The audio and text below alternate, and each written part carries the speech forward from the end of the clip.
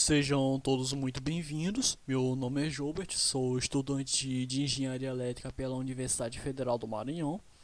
Eu vim aqui compartilhar com vocês um circuito eletrônico que eu desenvolvi há um certo tempo atrás, que eu criei, melhor dizendo, que ele faz o papel de um acionador temporizado, ou seja, você tem um botão que quando você pressiona, você, sei lá, liga um ventilador, uma TV, alguma coisa assim. Passou um certo tempo programado, ele desliga tudo sozinho. Ou seja, isso depende muito do capacitor que você colocar, né? Dependendo do capacitor que você inserir no circuito, você pode ter um controle de tempo diferente, né? Você pode temporizar meia hora, uma hora e assim vai. Você deve estar olhando esse circuito, deve estar pensando assim, cara, por que tu não está utilizando o Arduino, ESP ou Chip 555, ou sei lá mais o que? Cara, assim, parece estranho, mas é porque, cara, assim, porque eu quis, né? O canal é meu, então, assim, brincadeiras à parte. E justamente porque o Arduino é caro. ESP também. 555 resolve muita coisa, mas eu quis fazer do meu jeito. Então, sei lá, eu não preciso de uma contagem muito precisa para desligar alguma coisa, então, por mim, não faz muita diferença. E sem contar que o tipo 555 é um pouco difícil de achar, né, pra cá. Então, pelo menos na minha cidade é difícil de achar. Pelo menos eu não consigo achar assim se eu tiver que ir lá na Casa Ruda. Mas enfim. O circuito funciona justamente assim. Eu pressiono esse botão. Quando eu pressionar esse botão, a primeira coisa que vai acontecer é o buzzer emitir um som. Ou seja, ele está servindo ali para indicar que eu pressionei o botão e o circuito está funcionando. O que acontece? Quando eu faço isso, a primeira coisa que acontece é que a corrente elétrica passa por esse diodo aqui, né? Está escrito diodo D1, já vou explicar para que ele está servindo aí, qual a função dele. Então, quando eu pressionar esse botão aqui, ó, o capacitor ele vai se carregar. Aí o que acontece? O problema é que se eu fosse soltar esse botão aqui e não colocasse esse diodo, o capacitor ia jogar a carga dele todinha nesse buzzer, ou seja, ele ia se descarregar muito rápido e portanto o circuito não ia acionar nada, não aguentar muito tempo ligado e ia se desligar sozinho. Só que eu usei esse diodo, ou seja, ele faz com que a corrente elétrica passe pela única direção, né? Ou seja, isso evita que o inverso aconteça, parece que ele está aqui.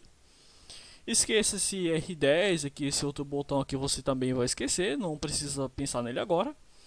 Aí pensa o seguinte, enquanto esse capacitor estiver carregado, né, você pressiona o botão e solta, ele vai continuar com a carga dele lá, porque o capacitor ele funciona por meio de campo elétrico.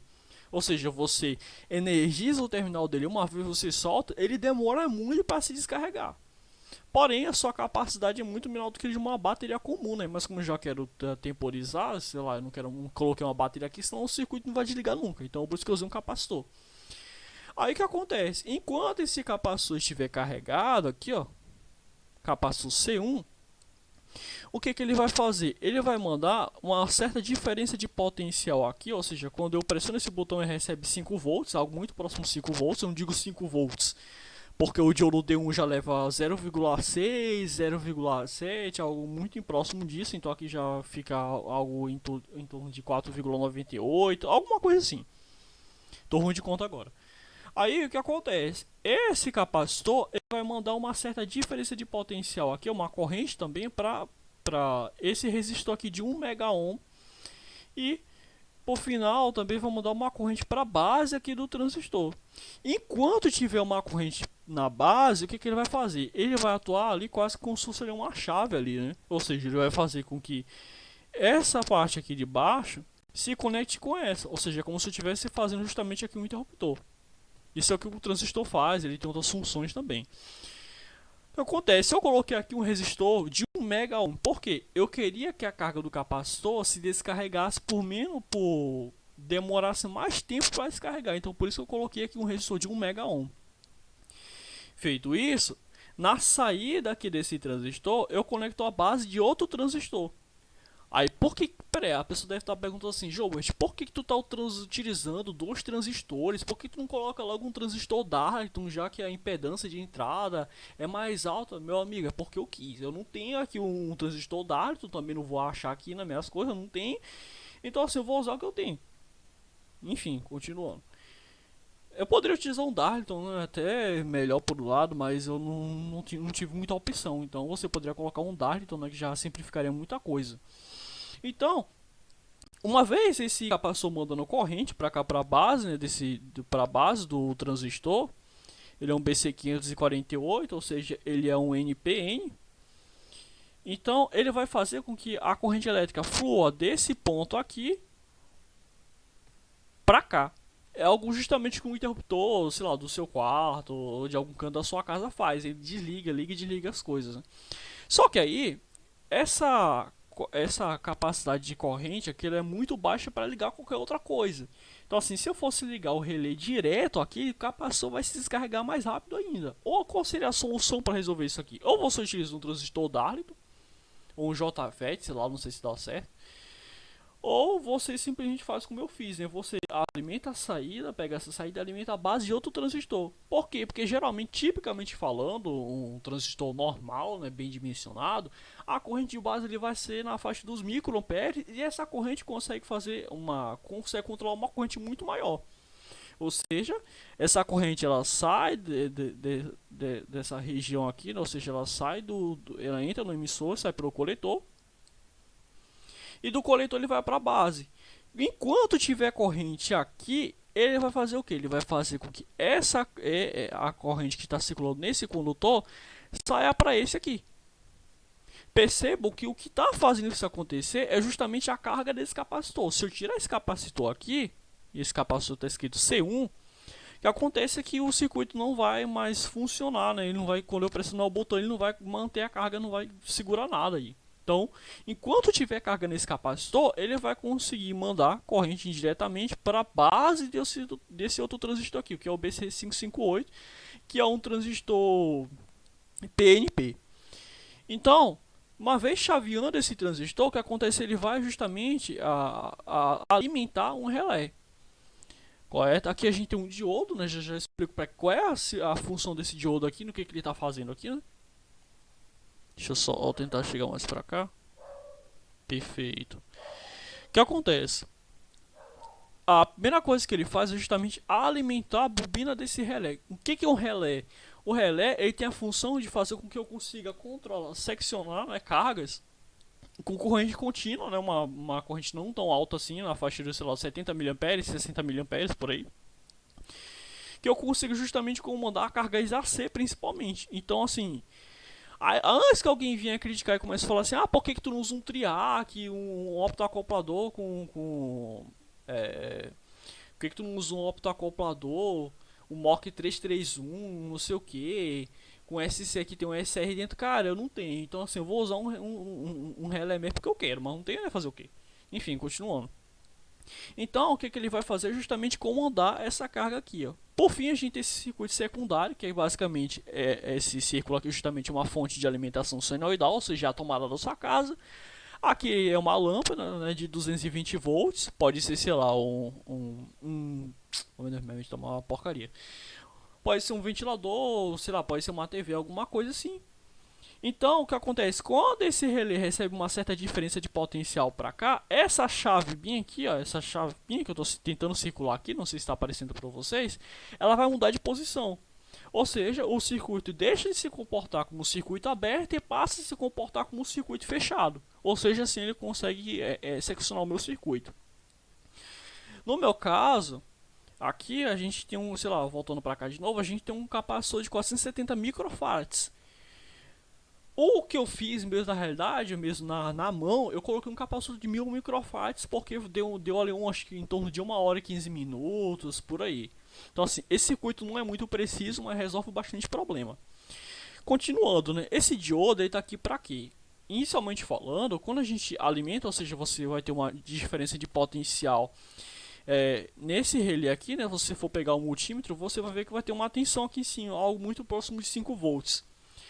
Só que aí tem um problema, né? Quem já estudou eletricidade e magnetismo sabe que se eu ligar e desligar um relé muito rápido, o que vai acontecer?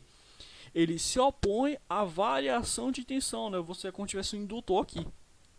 Quando eu desligo, a tendência dele é fornecer uma tensão muito alta, um pico de tensão muito alto, sei lá, 800 volts, 1000 volts, por um instante de tempo muito pequeno, na faixa dos microsegundos, né? Seu multímetro talvez não consiga pegar isso. E isso faz com que você consiga queimar os outros componentes que dão antes aqui, ó, que eu estou tentando circular aqui com o mouse. Aí o que o diodo faz? Aqui ele está ele tá reversamente polarizado, ou seja, quando eu ligo, essa corrente ela não flui para cá não. Mas quando eu desligo o relé, o que acontece? Eu falei para vocês que ele vai tentar dar uma tensão reversa muito alta, né? Então, ele vai mudar de polaridade, ou seja, aqui ele vai ficar logo com condução direta, fecha um curto aqui, e assim ele protege toda essa circuitaria que tem aqui antes. Então, vamos tentar simular esse circuito, né? Tentar simular. Meu notebook está muito ruim. Então, bora lá. Tentar reduzir isso aqui. Pronto. Aqui tem um botão. Ah, antes de tudo, gente, já esquecendo. Às vezes você liga esse circuito, às vezes você não quer mais que ele permaneça ligado. Então, o que acontece? Eu coloquei aqui um botão para ele fechar quase um curto-circuito aqui com capacitor, né? Ou seja, ele descarrega. Você tem um circuito RC também, né? Com descarga. Eu coloquei um resistor de 10 ohms aqui, né? Quando... Não é ohms, é ohms, tá, gente? Enfim, nem eu sei falar isso direito. Quando você pressiona esse botão aqui, o que você vai fazer? Você vai descarregar esse capacitor. Ou seja, a corrente elétrica quase não vai passar mais por aqui. Ela vai passar pelo resistor e vai se dissipar sozinha. Ou seja, sozinho. Então aqui ele já consegue desligar totalmente o circuito porque o capacitor se descarrega. Ou seja, a diferença de potencial aqui, ó, nos terminais de capacitor vai tender a zero. Eu não digo 0, 100% porque aqui não é um circuito, não é um circuito 100% perfeito, né? Você vai ter perdas e outras coisas aí no meio do caminho. Enfim. Continuando, eu vou tentar simular aqui o circuito, né? Eu espero que meu microfone não trave nessa hora. Comecei a simular. Percebam que eu vou pressionar esse botão. Olha só o que vai acontecer. Fez um som insuportável, acho que doeu o seu ouvido. O que acontece é que o capacitor carregou, ou seja, de alguma forma esse circuito aí dentro levou uma tensão para cá, ou seja, para cá, né, justamente onde está esse relé, vocês percebem que a chave mudou de sentido, ou seja, a lâmpada está pulsando aqui. Era para me ter configurado essa fonte aqui numa frequência de 60 Hz, mas meu simulador tá maluco, ele começa a surtar quando eu boto uma frequência de 60 Hz. E o circuito está funcionando. Quando eu soltei esse botão aqui, ó, quando eu soltei esse botão, ficou a carga armazenada nesse capacitor. Só que aí o que acontece? A tendência é a tensão cair, né? Porque ele está fornecendo essa tensão aqui, uma na faixa dos microamperes, ele vai se descarregando aqui. No meu caso, eu botei um capacitor de 1000 microfarads, ele está durando 1 hora e 15 minutos por aí. 1 hora e 10 minutos, algo assim. E por fim ele chega assim. Eu estou aqui com o circuito na minha mesa. Percebam que o circuito foi montado nessa caixa impresso uma impressora 3D. Aqui tem a fonte de alimento, aqui tem a alimentação da tomada, que é a tomada da sua casa, 220 volts ou 127. E aqui é justamente a tomada onde você vai conectar seu ventilador, sua TV, ou seja lá mais o que for. Aqui você tem os dois botões. Aqui é o botão para iniciar e aqui é o botão para desligar. Bom, e aqui é o multímetro para medir a tensão da tomada, né, para conferir se está tudo certo. Olha só o que acontece quando eu pressiono o botão. Você ouve um som, a tensão aqui já aparece, ou seja, está funcionando. Lembrando que essa queda aqui de 202 volts, ou melhor, esse valor mostrado 202, 203 não é normal. É para estar um pouco próximo de 220 volts, mas fazer o que, né? Mas na sua casa vai estar normalmente funcionando. Então aqui você pode ligar o aparelho, lembrando, aqui você não vai ser retardado de querer ligar, sei lá, um micro-ondas ou um chuveiro elétrico, né? Que você é louco, mas não é esse nível. E o circuito está funcionando perfeitamente. Curta, comenta, escreva se você quiser.